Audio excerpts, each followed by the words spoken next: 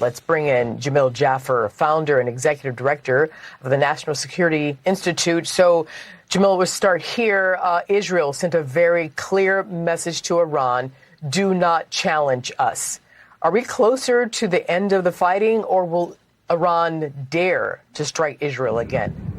Well, look, I think Iran will continue to do what it's done this entire time, which is to fight through its proxies, primarily Hezbollah in the north, the Houthis from Yemen, and then funding Hamas in Gaza. So we've seen Iran do this over and over again. They only hit Israel directly. They've only done it twice, and they only do it after a senior Hezbollah or Hamas or Iranian leader is killed.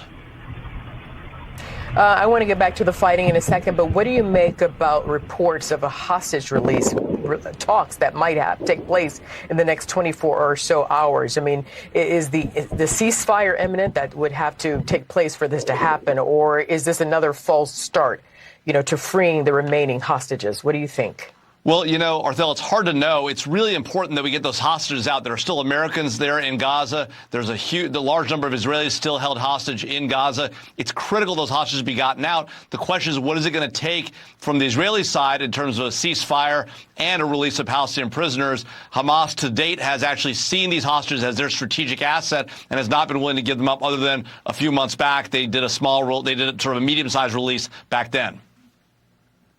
Yeah, Hamas has to come to the table for a ceasefire for sure. Let me play right now something that former Israeli diplomat Shahar Azani said earlier right here on Fox News Live. Let's take a listen.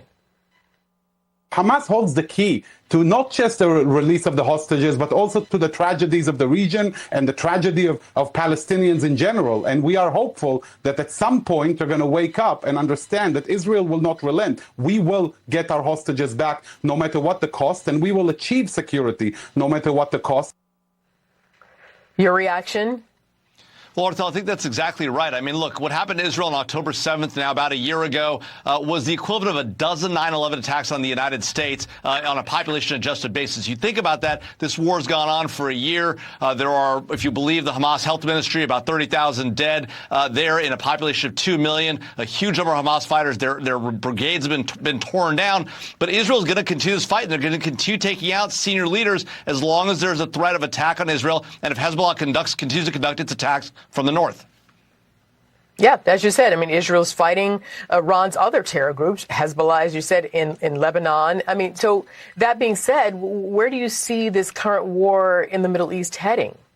Well, look, at the end of the day, what you need is Iran to stop encouraging Hezbollah to conduct these attacks, to stop encouraging the Houthis to conduct their attacks from Yemen, and to stop funding Hamas, which has literally driven the Palestinian people into poverty and destruction because of the way they've conducted themselves in Gaza, these attacks against Israel now a year ago. In short, how do you make Iran stop? Well, look, Iran has got to be hit directly. For Iran to really pay the price, right now they're allowed to get away with this because their proxies get hit over and over again.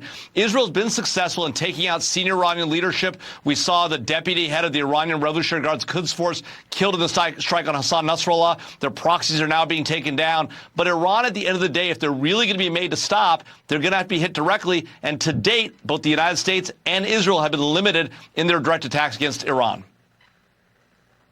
We'll see where this is headed. We have to leave it there for now. National Security Institute founder Jamil Jaffer, thank you, as always, for joining us. Thanks, Arthel.